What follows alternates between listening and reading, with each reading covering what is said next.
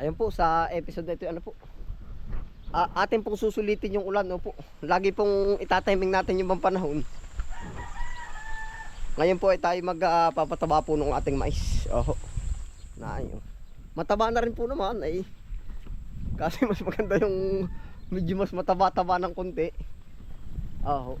Saan ba tayo shortcut? Kahit saan, ano, hindi na. Mabisita pa natin, pati po natin na rin iba. Yan.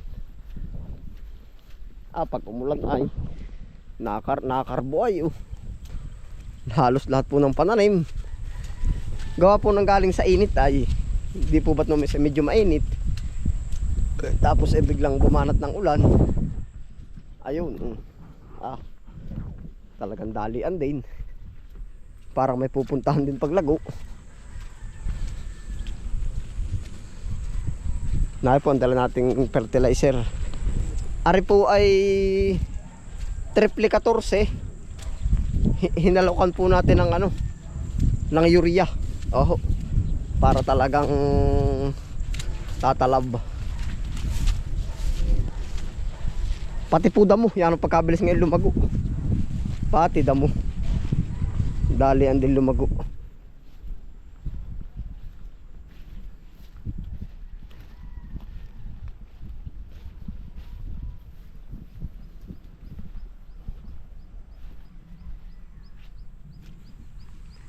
Yan na po yung ating mais.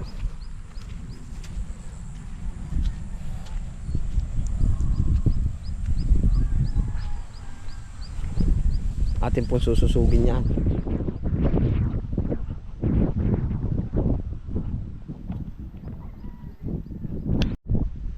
Naay po yung ating mais. Bulubod. Ay tatalab na po yan. Oh, yan.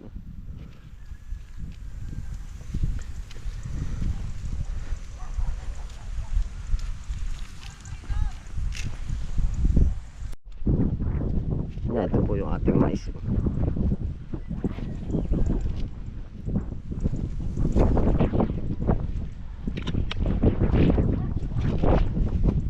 Gusto po nito yung ganito.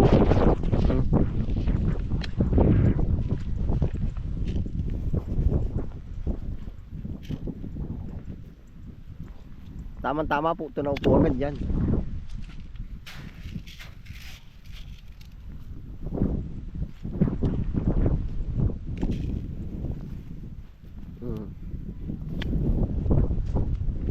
Hindi pa rin po tayo makapagparami maigi ng maisay.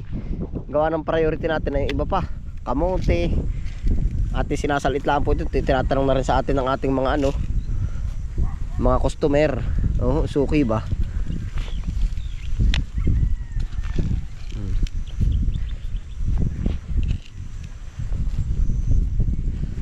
Pag po kaya inisa-isa po natin at experience po natin pagka yung malimit tapos ay medyo dalwa-dalwa hindi po ka anuhan ang nagiging hindi nagiging malalaki po ang bunga.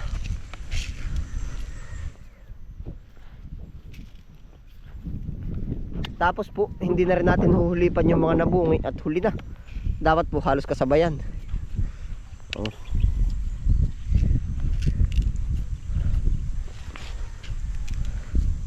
Malakas po sa pataba pa lang mais. Malakas pa sa akin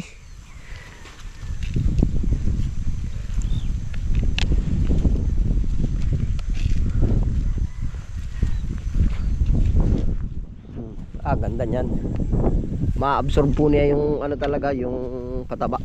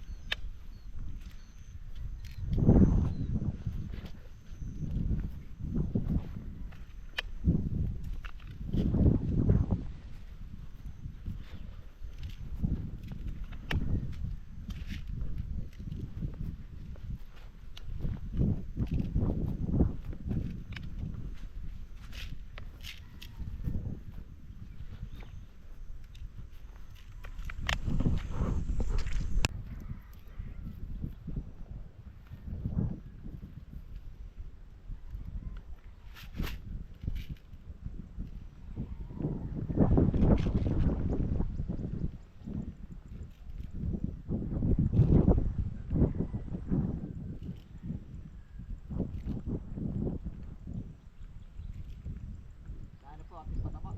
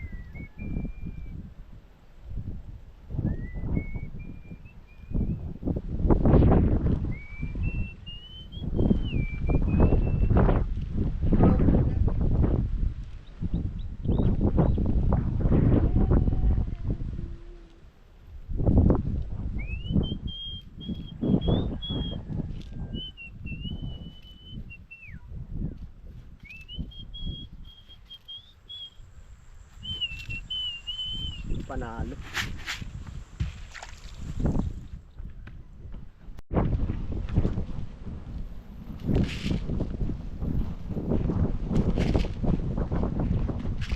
Maigreen po ito ba? Talagang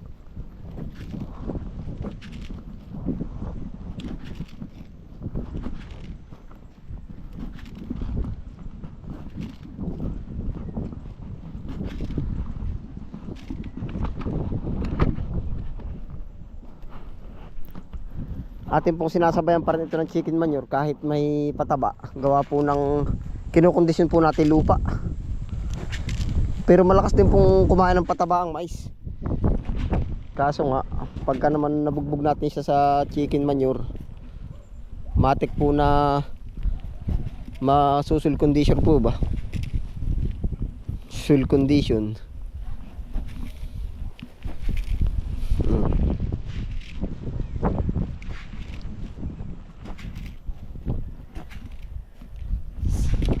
Yung minsan po biroon ng mga magsasaka yung ganitong pagpapataba, nagsasabog ng pera. Pera na po ay.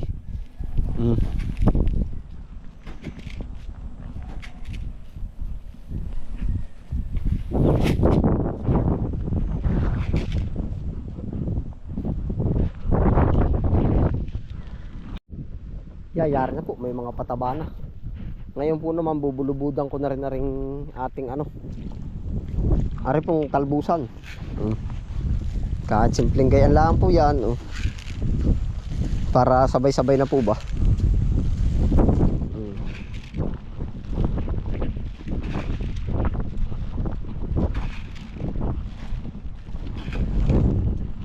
Habol po natin kumapal lang ano ang talbusan po niyan.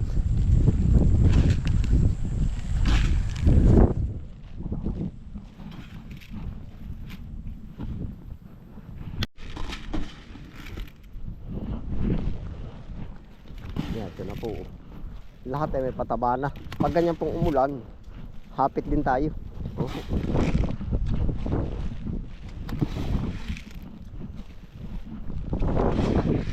Sakto.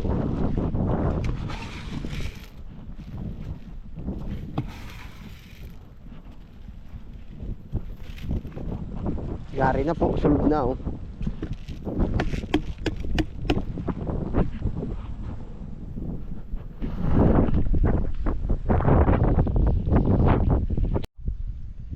Ayan po, solve na po aring ating talbusan. Oh, gara. May complete pataba na po yan. Oh, sabay karbo po. Pwede na rin nga yun. Kaso kailangan natin mas marami. Mahaba na rin po. Yan.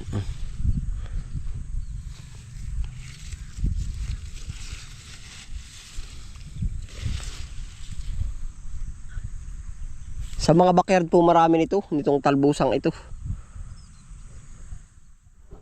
Pero mas maraming nangangailangan kaya ho tayo bumanat ng gayan. Mas maraming nangangailangan kaya yun. Magtatanim po tayo. Oh. Siguro yan yung po mga maharvest pa dito, ipapalipat tanim ko pa rin po uli. Oh. Hanggang sa medyo lumawak pa po. Gawa pa ng pinakapaminhian palaan po ito ay natin. Siyempre po dadating din naman yung time na haharbisan na rin natin sila ng pang-ani na pangbenta. Ay di siguro magpapalawak po tayo. Parang tinatarget ko po ay ano, yung isang ganito rin kalawak, isang pinitak ba. Yan mga 1,000 square meter siguro. Siguro to mga ano lang 100 o 150. Ari yung ating mga hinuli po. Kumakarbo na rin po. Yan po ang mga target natin pananim din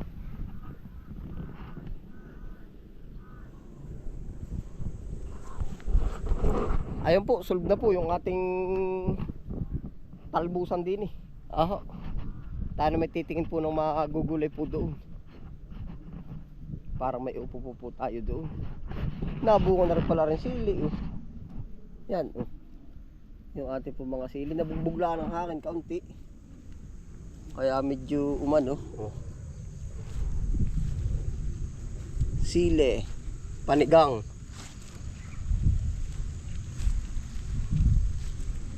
Nabunga na nga. O arap ko kasamahan ng iba doon, nabunga na Yan. Yan. Doon po naman tayo sa kabila. Pupo, matingin tayo din. Sarap din panggis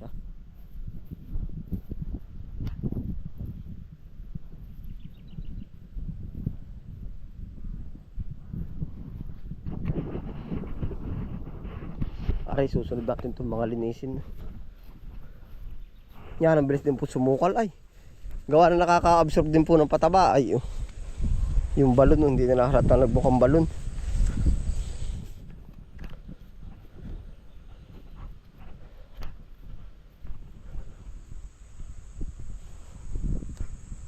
Upo.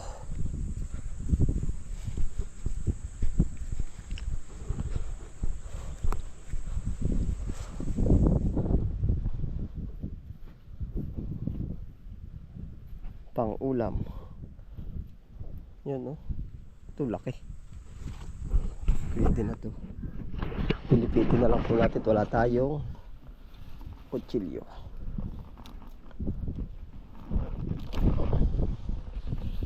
Isa po rin pang ulam natin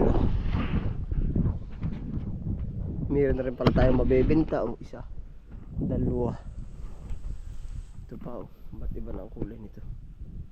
Malambot pa naman.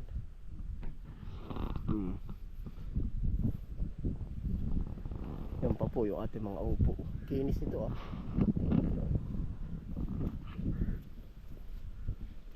kaso may sumisira. Malmato bah. Nabubugbog din po ng hangin.